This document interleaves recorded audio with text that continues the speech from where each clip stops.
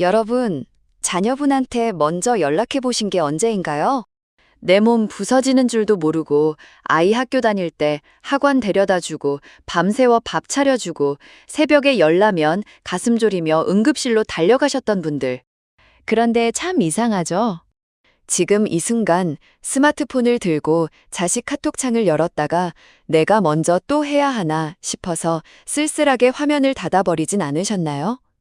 키워봤자 다 소용없다는 옛말이 내 이야기가 될 줄은 정말 몰랐을 겁니다.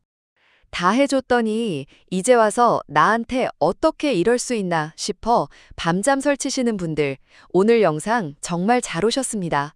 자녀에게 느끼는 이 지독한 서운함은요, 여러분이 나약해서 생기는 것도 아니고 자식이 유독 못 되쳐먹어서 생기는 것도 아닙니다. 우리 뇌가 보내는 특정 생존 신호가 마음속에서 폭발해버린 거예요. 오늘 들을 이야기, 그냥 자식한테 기대 접고 참아라 하는 뻔한 훈계가 아닙니다. 우리 뇌가 왜 자식 앞에서만 유독 이 서운함을 칼에 찔린 듯한 통증으로 번역해내는지 그 충격적인 비밀과 관계의 판도를 바꿀 뇌과학 치트키를 지금 바로 공개합니다. 자녀한테 서운하다고 느끼는 그 숨막히는 순간 우리 뇌 속에서는 정확히 어떤 일이 벌어지고 있는 걸까요? 심리학자 존 볼비가 정립한 애착 이론에 따르면 인간의 뇌는 본능적으로 가장 깊이 연결된 대상에게 끊임없이 반응을 기대하도록 설계되어 있습니다. 그리고 부모와 자녀 사이는 인간이 평생 맺는 인간관계 중에서도 가장 강력한 애착 회로를 공유하죠. 문제는 여기서 시작됩니다. 애착이 너무나 강력하기 때문에 자녀의 무반응이나 차가운 말투를 맞닥뜨렸을 때 우리 뇌가 느끼는 감정은 단순히 좀 섭섭하네 수준이 아닙니다.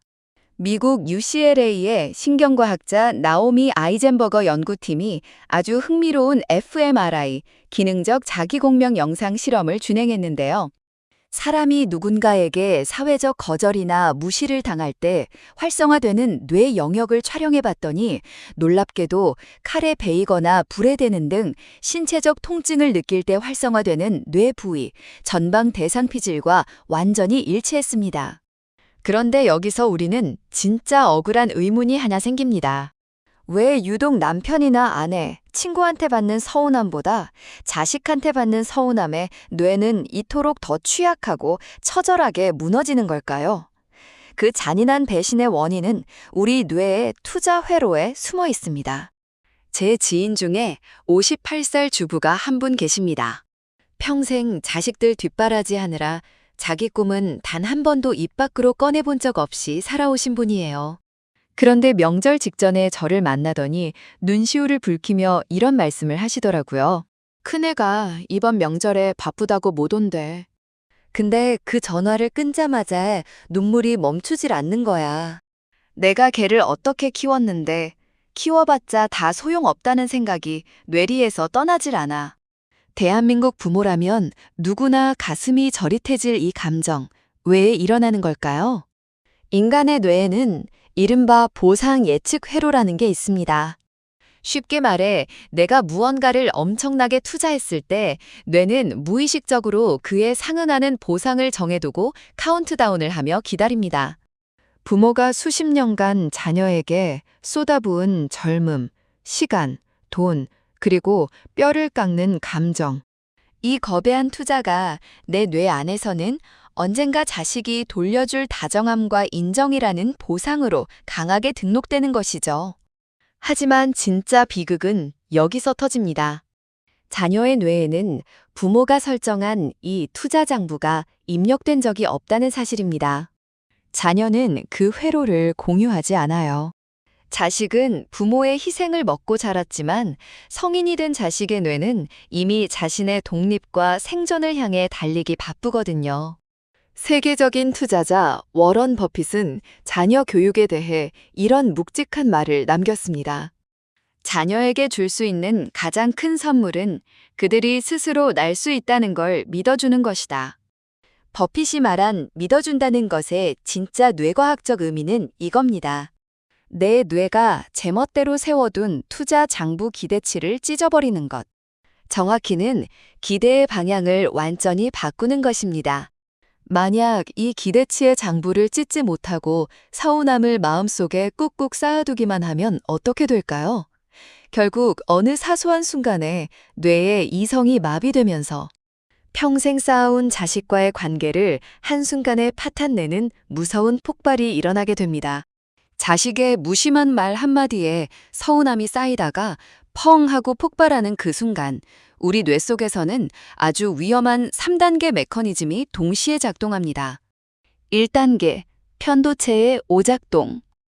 뇌의 최전방 경보 시스템인 편도체가 자식의 차가운 반응을 보는 순간 이걸 단순한 섭섭함이 아니라 내 존재를 위협하는 신호로 오인해 사이렌을 울립니다.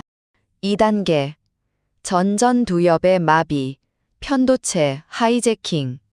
평소 이성적으로 감정을 조절하던 전전두엽이 편도체의 거대한 사이렌 소리에 묻혀 완전히 마비됩니다. 감정심리학자 다니엘 골먼은 이 현상을 편도체 하이제킹, 즉 감정의 테러범에게 뇌의 조종실을 납치당한 상태라고 명명했습니다. 3단계, 스트레스 호르몬 폭발. 조종실이 납치되자마자 온몸의 혈류로 코르티솔이 쏟아져 나오며 심장이 뛰고 목소리가 떨리기 시작합니다. 이 통제불능의 상태에서 우리가 자식에게 던지는 독설이 튀어나오는 거죠. 내가 너를 어떻게 키웠는데? 키워봤자 다 소용없다더니 네가 딱 그 꼴이구나. 기억하셔야 합니다. 이 모진 말들은 여러분의 본심이 아닙니다. 편도체에게 뇌를 납치당한 상태에서 코르티솔이 온몸을 지배해 터져나온 비명일 뿐입니다. 하지만 이 비명은 자식의 마음에 지워지지 않는 낙인을 남기죠. 그렇다면 이 지독한 뇌의 납치 사건을 우리는 어떻게 막아야 할까요? 지금 당장 자식 앞에서도 초연하게 내 마음을 지켜낼 치트키 3단계를 공개합니다. 이 3단계 치트키는 전혀 어렵지 않습니다. 자식 때문에 가슴이 쿵 내려앉는 그 순간 마음속으로 바로 써먹으시면 됩니다. 치트키 1단계, 딱 6초만 숨쉬며 정지하기. 뇌과학적으로 편도체가 사이렌을 울리며 전전두엽을 하이제킹하는 시간은 평균 6초입니다. 이 미친 지옥의 6초 동안만 아무 말도 하지 않고 꾹 참으면 이성뇌인 전전두엽이 다시 주도권을 찾아옵니다. 서운한 대사, 칼날 같은 말이 목구멍까지 차오를 때 속으로 딱 6만 세세요. 이 6초가 부모 자식 간의 천륜을 지킵니다. 치트키 2단계, 감정의 정확한 이름표 붙이기. 신경과학자 매튜 리버만 박사의 연구에 따르면 밀려오는 감정에 구체적인 이름표를 붙이는 것만으로도 편도체의 화가 30에서 40%는 가라앉는다고 합니다. 자식이 연락이 없을 때 단순히 나 지금 서운해, 화나라고 하지 마세요. 대신 나는 지금 자식에게 내 존재를 인정받고 싶은데 그게 안 돼서 속상하고 외로운 거구나 라고 내 속마음을 정확하게 명명해 주는 겁니다. 감정이 선명해지면 뇌는 비로소 이 감정을 위험이 아니라 처리 가능한 정보로 인지하기 시작합니다. 치트키 3단계, 내 뇌의 기대 회로 리셋하기. 정신의학자 빅터 프랭클은 이런 명언을 남겼습니다. 우리가 삶에 무엇을 기대하는가 보다 삶이 우리에게 무엇을 기대하는가를 물어야 한다. 자식 관계도 똑같습니다. 내가 이만큼 해줬으니 넌 당연히 나한테 이만큼 돌아와야 해 라는 강박적 기대를 끊으세요. 대신 저 아이가 내 품을 떠나 저렇게 독립된 개체로 밥 벌어먹고 잘 살고 있구나 라는 사실 자체를 내 투자의 최종 보상으로 삼는 겁니다. 기대의 방향을 자식에게서 나 자신의 평온으로 돌려놓는 것, 이것이 가장 어렵지만 가장 강력한 치트키입니다. 오늘 멘탈 요정이 드린 내용을 꼭 기억해 주세요. 자녀에게 느끼는 서운함은 여러분의 안목이 부족해서도 나이가 들어 마음이 약해져서도 아닙니다. 인간의 뇌가 설계된 방식 그대로 반응하고 있을 뿐입니다. 하지만 학습된 뇌의 패턴은 언제든 우리가 다시 바꿀 수 있습니다.